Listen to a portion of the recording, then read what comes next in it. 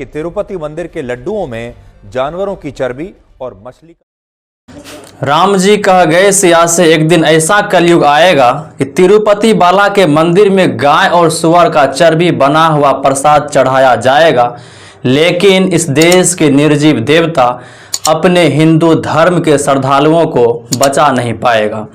आखिरकार मैं ये बात क्यों कह रहा हूँ, आप सभी को पता होगा या आप सभी जानते होंगे कि बालाजी का जो मंदिर है उसमें गाय और सुअर का चर्बी युक्त प्रसाद चढ़ाया गया है साथियों, जिसमें इस देश के जो ब्राह्मणवादी है या आप ब्राह्मण भी बोल सकते हैं, उस मंदिर में जो भी ब्राह्मण था सभी के द्वारा और सभी के सहमति से जो घी में प्रसाद को तला जाता था और उसी मिलाकर सुअर और गाय का चर्बी का उसमें उपयोग किया गया साथियों। इसके ऊपर सभी मौन है। सरकार में कोई भी नेता या इस देश के कोई भी नेता जो मनवादी नेता है इस पर कोई सवाल खड़ा नहीं कर रहा है।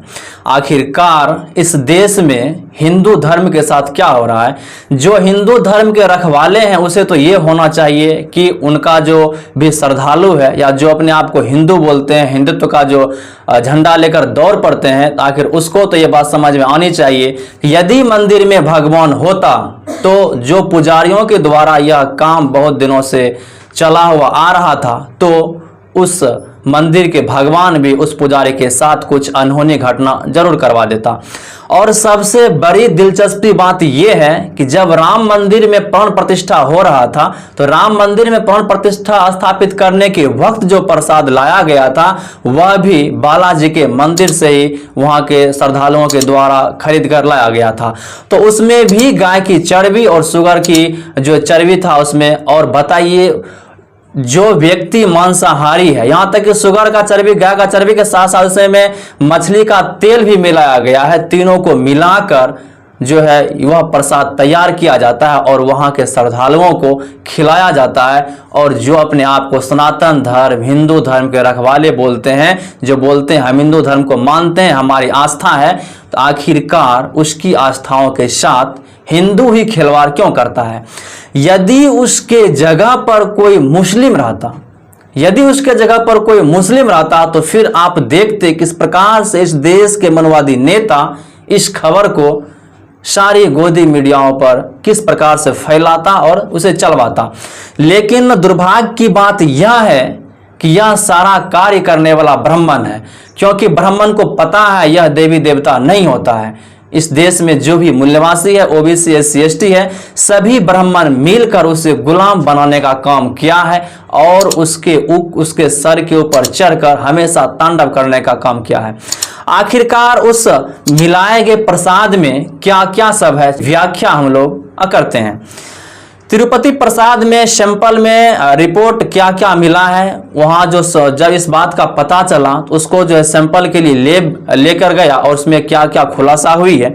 उसमें सोयाबीन का तेल है, उसके बाद नारियल का भी तेल है, उसके बाद उसमें सनफ्लावर सूर्यमुखी का भी तेल है और कॉटन है, कॉटन सीड है और जैतून का तेल है, उसके बाद अलसी है, उसमें फिश ऑयल मतलब आप जिसको आप मछली बोलते हैं, फिश ऑयल है, उसके बाद साथियों लॉर्ड है और उसके बाद बीफ तेल है। साथियों आप देख लीजिए बीफ तेल किसे कहते हैं? साथियों बीफ तेल उसे कहा जाता है जब गाय का जो चर्बी होता है, गाय के चर्बी को धीमी आंच में उसको धीमी लौ के साथ उसको गर्म किया जाता है। गर्म करने के बाद वह घी के आकार के रूप में हो जाता है और वही चर्बी को जो है बीफ तेल कहते हैं। साथियों उसके बाद लॉर्ड क्या है? लॉर्ड जो है सुअर के चर्बी को भी धीमी आंच में तला जाता है। उसके बाद उसके ऊपर का जो सॉफ्ट भाग होता है जो आसानी से घुल मिल जाता है वही है साथियों लॉर्ड। तो उसके अंदर फिश ऑयल मछली का तेल और बीफ तेल जो कि गाय का मांस का तेल है और उसके बाद लॉर्ड ऑयल जो सुअर का चर्बी है। साथियों अब बताइए इस देश में जो भी हिंदू धर्म के मानने वाले व्यक्ति हैं वह गाय को अपनी माता बताता है। अब बताइए कोई भी अपनी माता का तेल निकाल कर उसे प्रसाद के रूप में और मंदिर के आगे किस प्रकार से चढ़ा देता है और चढ़ाने के बाद देवता भी इतना खुश हो जाता है उसके ऊपर और उसके ऊपर दया बरसना शुरू हो जाता है। यदि भगवान के अंदर इतना ही शक्ति था, यदि वह इतना ही कहता है ना कि सब कुछ भगवान के द्वारा होता है, बिना राम के मर्जी के बगैर एक पत्ता भी नहीं हिलता है। तो इससे यही साबित होता है कि वह मांस युक्त प्रसाद चढ़ाने में भगवान का भी हाथ है। यदि उसका हाथ नहीं है तो फिर उसको तो कुछ ना कुछ तो करनी चाहिए, क्योंकि वो तो अंतर्यामी होते हैं। इससे तो यही साबित होता है ना तो इस देश में कोई भगवान है, यदि है तो सिर्फ मनुवाद, पाखंडवाद, ब्राह्मणवाद का बिछाया हुआ जाल है, जिसमें इस देश के मूल्यवासी फंस चुके हैं और ब्राह्मण को पता है कि ऐसा कुछ नहीं होता है। इसलिए साथियों, आप जब भी कहीं प्रसाद ग्रहण कीजिए तो आप सोच समझ कर कीजिए। यदि आप मांसाहारी हैं तो कोई बात नहीं, यदि शाकाहारी हैं तो फिर तो आप सोच समझ के वहाँ ग्रहण कीजिएगा। यदि मांसाहारी भी है तब जो गाय का मांस नहीं खाता है तो उसे गाय की चर्बी द्वारा बनाया गया प्रसाद खिलाना।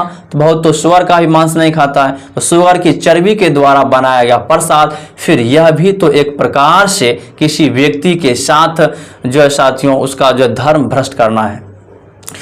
तो आप इस वीडियो में अपनी राय अवश्य कमेंट बॉक्स में दीजिएगा, क्या यह सही किया गया या गलत किया गया। साथियों, आखिरकार इस देश के जो मूल्यवासी है, आखिरकार कब तक मनवादियों के चपेट में कब तक कुचले जाएगा और कब तक उसकी मानसिक क्षमता जो है विकसित हो जाएगी। साथियों, ये सोचने वाली बात है। जब तक आप नहीं सोचिएगा, नहीं समझिएगा तो यही गाय युक्त चर्बी और साथियों शुगर का जो चर्बी युक्त प्रसाद आपको मंदिर में खिलाया जाएगा।